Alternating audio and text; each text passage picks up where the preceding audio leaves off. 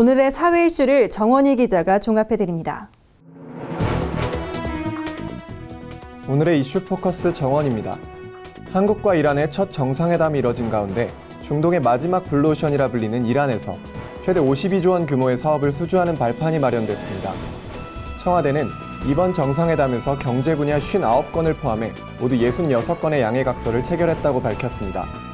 주요 사업으로는 철도와 도로, 수자원 관리 인프라 건설 참여를 비롯해 석유, 가스, 전력 등 에너지 재건이 포함됐습니다.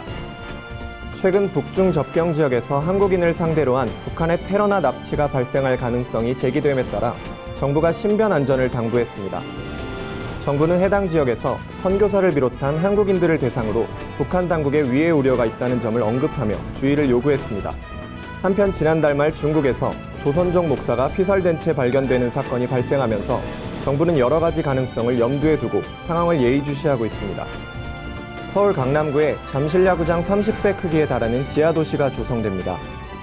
서울시는 삼성역부터 보문사역 사이 영동대로 지하에 2021년까지 6개 철도 노선이 지나는 광역복합 환승센터를 만든다고 밝혔습니다. 환승센터가 완공되면 영동대로는 하루 평균 이용객이 58만 명에 달하는 국내 최대 대중교통허브로 거듭나게 될 전망입니다. 세계적인 커피숍 체인점인 스타벅스가 500만 달러 규모의 집단 소송을 당했습니다. 아이스 음료를 판매하면서 용량의 절반 이상을 얼음으로 채웠다는 것이 그 이유인데요. 소송을 제기한 미국 일리노이주의 한 여성은 스타벅스가 고객에게 제공될 커피의 양을 아끼고 있다며 이러한 방식으로 부당한 이득을 취하는 것은 사기라고 주장했습니다.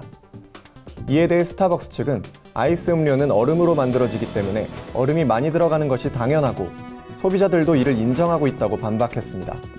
청소년 자녀가 동성 부모와의 관계가 좋을수록 게임 중독 위험성이 낮아진다는 연구 결과가 나왔습니다. 연세대 염유식 교수팀이 중고등학생 5,220명을 대상으로 설문을 진행한 결과 남학생은 아버지, 여학생은 어머니와 사이가 좋으면 게임 과몰입이 학교 생활에 미치는 악영향이 줄어든 것으로 나타났습니다. 하지만 남학생과 어머니, 여학생과 아버지 관계에서는 별 효과가 없는 것으로 확인돼 추가 논의가 필요할 것으로 보입니다. 구티비 뉴스 정원입니다.